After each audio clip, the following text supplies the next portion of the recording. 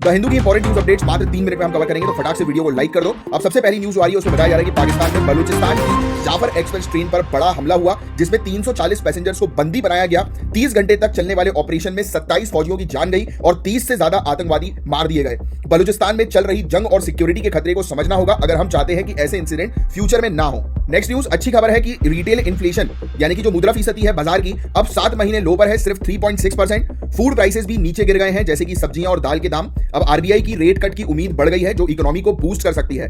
Consumer की buying power भी बढ़ गई है। इन्फ्लेशन कंट्रोल और ग्रोथ दोनों का बैलेंस काफी ज्यादा जरूरी है। नेक्स्ट न्यूज, मोदी जी ने मॉरिशियस में कहा कि इंडियन ओशियन को होना चाहिए फ्री और सिक्योर। इंडिया और मॉरिशियस का डीप डिफेंस और इकोनॉमिक पार्टनरशिप बढ़ रहा है। चागोस आइलैंड पे भी सपोर्ट मिल रहा है। इंडिया का फोकस है चाइना के इन्फ्लुएंस को काउंटर करना और समुद्री सुरक्षा को मजबूत बनाना। एक नई शुरुआत और नई अपॉर्चुनिटीज देखने को मिल रही हैं। नेक्स्ट न्यूज, बताया जा रहा है कि 2022-23 में इंडियन इकोनॉमी 9.2% की दर से ग्रो हुई है। एग्रीकल्चर ने धमाल मचाया, पर मैन्युफैक्चरिंग को थोड़ा और बूस्ट चाहिए। अगर प्राइवेट इन्वेस्टमेंट पे फोकस किया जाए तो ग्रोथ और तेज हो सकती है। इंफ्रास्ट्रक्चर पे इन्वेस्टमेंट का प्लान है। इंडिया की फ्यूचर को रॉकेट स्पीड जो है वो देगा ये वाला प्लान। बस देखो आगे क्या होता है।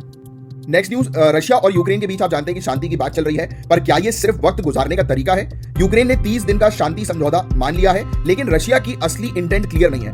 ये ट्रूस मिलिट्री रीग्रुपिंग के लिए हो सकती है। क्या ये शांति प्रोसेस को आगे बढ़ाने का स्टेप होगा या फिर एक और temporary halt? Next news guys, election commission अब अपने आलोचकों से एक्टिवली बात कर रहा है ट्रांसपेरेंसी को और मजबूत बनाने के लिए। वोटर रजिस्ट्रेशन और ईवीएम से रिलेटेड चिंताओं को सीरियसली लिया जा रहा है और फ्यूचर में रेगुलर कंसल्टेशंस भी होंगे। ये स्टेप इलेक्टोरल रिफॉर्म्स को और मजबूत करेगा और इलेक्शन को और भी फेयर बनाएगा। नेक्स्ट न्यूज, इंडिया और श्रीलंका के बीच फिशिंग डिस्प्यूट्स का सलूशन जरूरी है। तमिलनाडु के फिशरमैन के इलीगल फिशिंग से श्रीलंका के वाटर्स में टेंशन बढ़ गई है, लेकिन सस्टेनेबल फिशिंग प्रैक्टिस और बायलैटरल टॉक से ये मसला सॉल्व हो सकता है। नेक्स्ट न्यूज, ऑनलाइन गेमिंग का फ्यूचर ब्राइट है, लेकिन सरकार की स्ट्रिक्ट रेगुलेशन और 28% जीएसटी से स्टार्टअप्स को काफी चैलेंज हुआ है। अगर सरकार थोड़ा पॉलिसी क्लियर करे तो इंडिया बन सकता है global gaming hub. Skill based gaming को गैम्बलिंग से अलग करना होगा, तभी इनोवेशन और ग्रोथ मिलेगी। नेक्स्ट न्यूज, बड़ी अपडेट, इंडिया ने अपना पहला small modular nuclear reactor design complete कर लिया है। भाभा एटॉमिक रिसर्च सेंटर और एनपीसीआईएल ने मिलकर 200 मेगावाट रिएक्टर को बनाया, जो 60 से 72 महीने में रेडी हो सकता है। ये टेक्नोलॉजी सेफ्टी फीचर्स और लो कार्बन एनर्जी से हमारी इंडस्ट्रीज को इलेक्ट्रिसिटी देगी और एनर्जी सिक्योरिटी को बढ़ावा देगी।